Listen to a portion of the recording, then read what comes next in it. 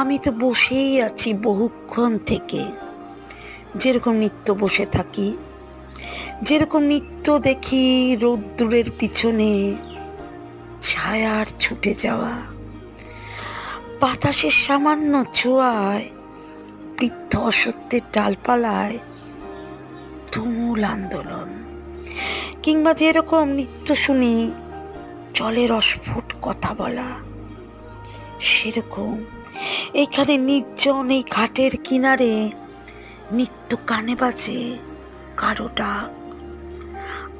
আজও সেই রকম বসে আছি বহুক্ষণ থেকে, কিন্তু তুমি আজকেও এলে না।